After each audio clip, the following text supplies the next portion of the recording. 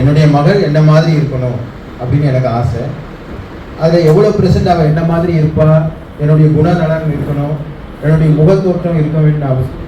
அது இயற்கையில ஜீன் மூலமாக இருக்கும். ஆனால் என்னுடைய குணநலன் அப்படியே இருக்கணும்னா நான் விரும்புகிறேன்.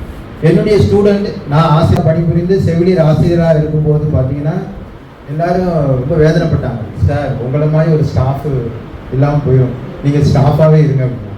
அப்போ நான் செவிலியர் ஆசிரியர் ஆகும்போது நான் என்ன சொன்னேன் அப்படின்னா, என்ன மாதிரி உருவாக்கணும் அப்படின்னு சொல்லி தான் நான் ஆசிரியராக போகிறேன்.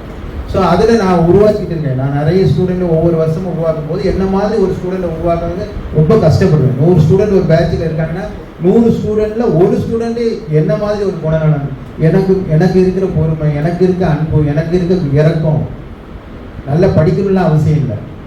சமுதாயத்தில் ஒரு சமூக ஆர்வலராக, ஒரு சமூக போராளியாக உருவாக்கணும் தான் நான் எதிர்பார்த்துட்டே இருக்கேன். அதில் ஒவ்வொரு பேட்சிலையும் பார்த்தீங்கன்னா 1-2 பேர் உருவாக்குறேன் நான். ஆனால் வெளியே சொசைட்டியில் வந்து என்ன மாதிரி ஒருத்தனை உருவாக்கணும் அப்படின்னா முடியாது.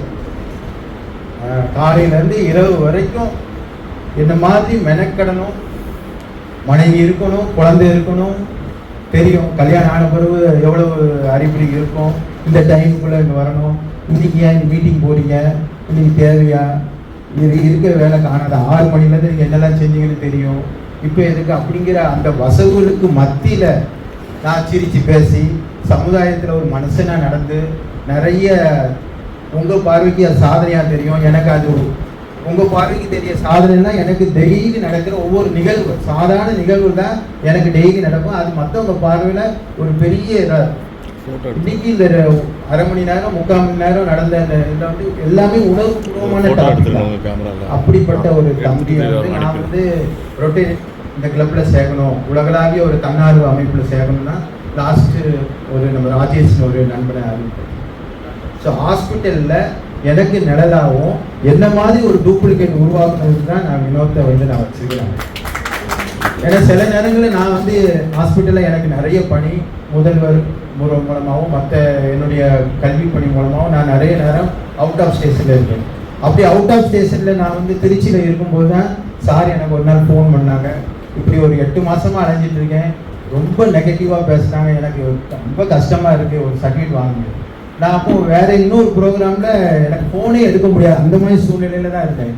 ஆனால் அண்ணன் ஃபோன் அடித்தோடனே ஐயோ இவருக்கு சரவணன் சாருக்கு உதவி செய்யணுமே அப்படின்னு சொல்லிட்டு டக்குன்னு என்ன செய்யணும் அப்படின்னு சொல்லிட்டு நான் உடனே இவருக்கு அடித்தேன். இவரு என்னை விட இன்னொரு முக்கியமான நேரத்தில் ஃபோன் எடுக்க முடியாதுன்னு சொன்னார்னா, எனக்கு யூரின் போக முடியாது, அந்த மாதிரி ஒரு சிச்சுவேஷனில் இருக்கார்.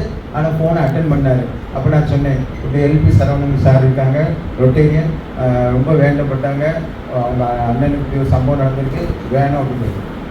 ஸோ அவர் உடனே எனக்கு இவர் நம்பரை அவருக்கு அனுப்பினேன். அதுக்கப்புறம் என்ன நடந்ததுன்னு எனக்கு தெரியாது. அவங்க 2 பேரும் நண்பர் ஆகிட்டாங்க. அவங்க நான் இருந்து செய்ய வேண்டிய எல்லா விஷயத்தையும் வினோத் செஞ்சார். சார் வினோத் இந்த நேரத்தில் ரொம்ப நன்றி சொல்லுங்கள். இந்த டைம் ஃபுல்லாமே வந்து உணர்வு பூர்வமாக தான் இருந்தது. நிறைய பேர் எவ்வளோ சந்தேகம் கேட்டாங்க பாருங்கள். எப்போவுமே வந்து கிளாஸ் முடிஞ்ச போது தான் சந்தேகம் கேட்பாங்க. இங்கே எல்லாரும் நிறைய புத்திசாலி இருக்கும், கேள்வி கேட்கும்போது தான் அவருடைய புத்திசாலித்தனமே உருவாகும். அது மாதிரி ஒரு சமூக சிந்தனை உள்ள, அக்கறை உள்ள ஒரு மனிதனை, ஒரு நண்பனை நான் இந்த ரோட்டரி கிளப்ல எனக்கு ரொம்ப பெருமை சேர்க்கிறேன்.